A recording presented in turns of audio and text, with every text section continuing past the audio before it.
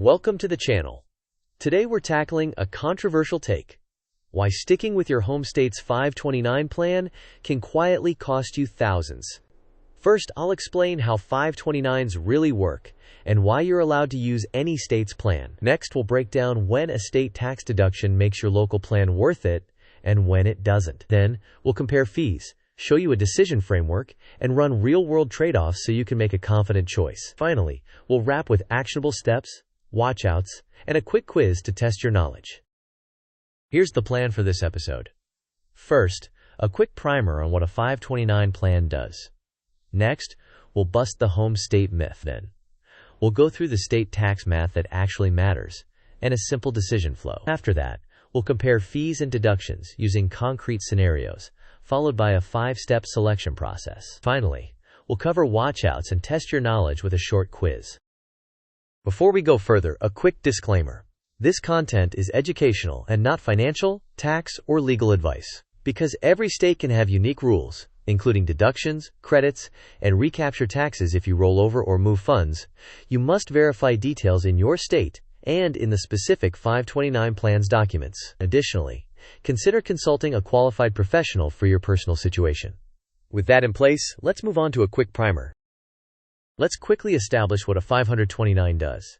You contribute after-tax dollars, invest in portfolios within a plan, and the growth is tax-deferred. If you use withdrawals for qualified education expenses, those withdrawals are typically tax-free. Importantly, you can use any state's plan, and your beneficiary can attend eligible schools nationwide, regardless of where the plan is based. With the basics covered, let's transition to the biggest misconception that costs investors money. Here's the core myth. Many families assume they must use their home state's 529 plan. In reality, you can open a 529 in any state and use it at eligible schools nationwide. That flexibility is crucial because some states host plans with lower costs and stronger investment menus than your home state. Local loyalty is not a feature. It can become a fee trap if you don't compare alternatives. Therefore, you should always compare total expense ratios and any administrative fees. Even a small fee difference can snowball into large dollar amounts over many years. If your state does offer an income tax deduction or credit, calculate its real dollar benefit and weigh it against potential higher fees in the local plan compared to lower fees available in top out-of-state plans. Next, let's quantify the state tax piece so you can make apples-to-apples comparisons. Let's put numbers to the question. First, compute the immediate value of your state deduction or credit. For example, if you can deduct $5,000 and your state tax rate is 5%, that is $250 of tax savings this year. Next, compare fees.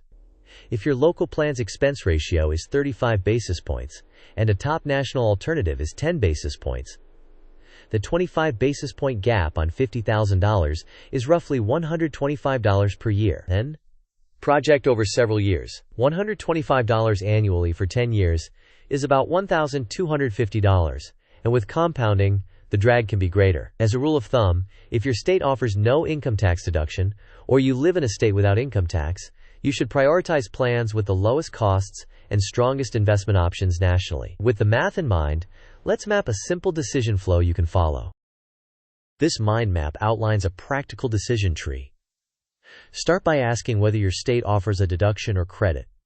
If yes, estimate the dollar value of that benefit. Then compare that value against the long-term impact of a higher fee in the local plan versus a lower fee in a top out-of-state plan. If the benefit is larger than the projected fee drag, the local plan may be justified. If the benefit is smaller, the out-of-state plan often wins. If your state offers no deduction or credit, immediately prioritize low-cost plans. Check well-regarded options like Utah's My 529 and direct-sold plans managed by low-cost providers such as Vanguard, and scrutinize expense ratios, administrative fees, and the age-based glide paths. Confirm useful features like automatic rebalancing and broad, low-cost index fund access. Finally, look for any unique state incentives or penalties before you open and fund the account, and reevaluate annually or whenever a plan changes fees or investment menus. This table compares immediate state tax savings to ongoing fee differences. In scenario A, a $250 tax benefit is outweighed by approximately $125 per year in extra fees. which adds up to around $1,250 over 10 years, favoring an out-of-state plans.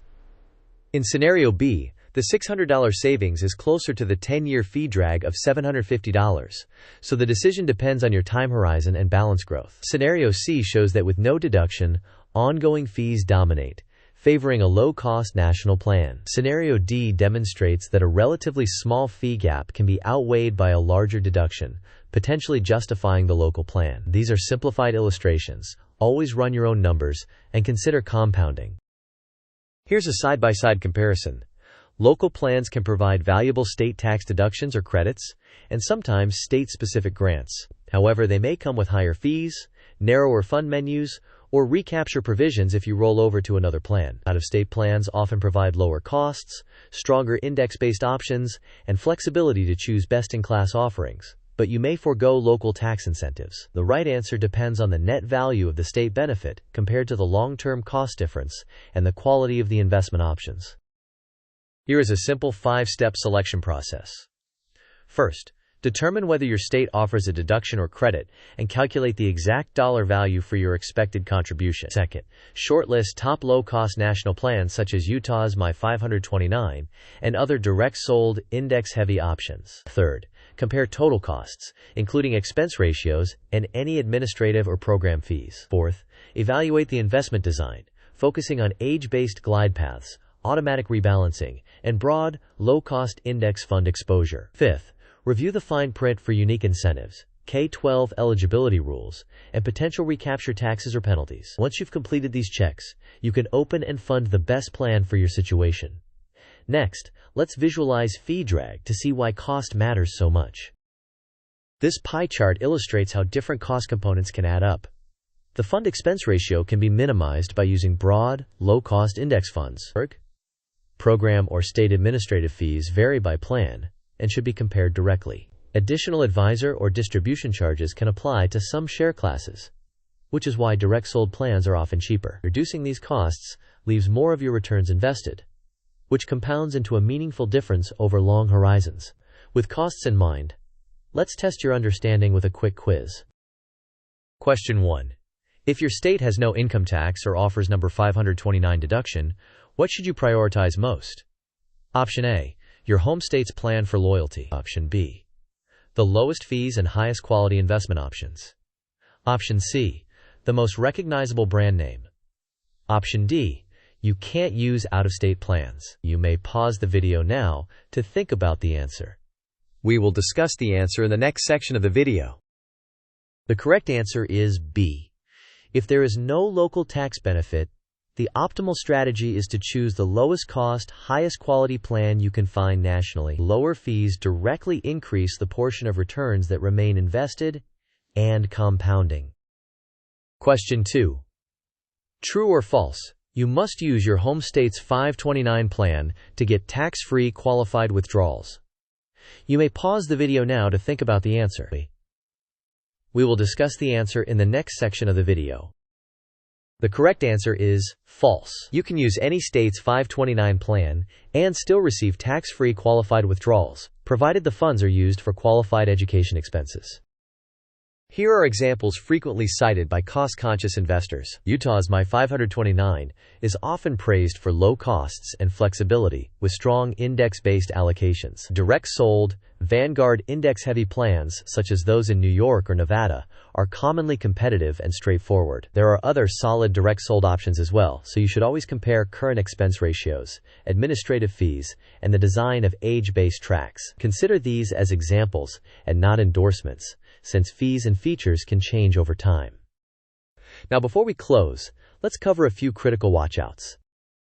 Keep these watchouts in mind. Some states offer unique incentives or grants that require you to use the in-state plan to qualify. If you claim a deduction or credit and later roll over to another plan, certain states impose recapture taxes. Be cautious with advisor-sold share classes that add sales loads or annual distribution fees, especially when direct-sold options are cheaper. Confirm eligibility rules for K-12 tuition or apprenticeship expenses, if relevant to your goals, and monitor plan updates annually. You are allowed one rollover per beneficiary every 12 months, which can help you adjust if a better option appears. Next, let's consolidate the key takeaways. These are the core points to remember. You can use any state's plan. If your state offers a deduction or credit, quantify it and compare it to potential fee savings out of state. If there is no deduction, prioritize the lowest costs and best index-based menus. Small fee differences compound significantly over long periods, so total cost and simplicity matter. Finally, be aware of state-specific incentives and any recapture provisions before you switch plans. In summary, using your home state's 529 plan is optional, not required. The smart move is to do the math on your state's tax benefit and weigh it against long-term fee differences. Use the decision flow and the 5-step checklist we covered to select a plan with confidence. Finally, let's close with a quick note.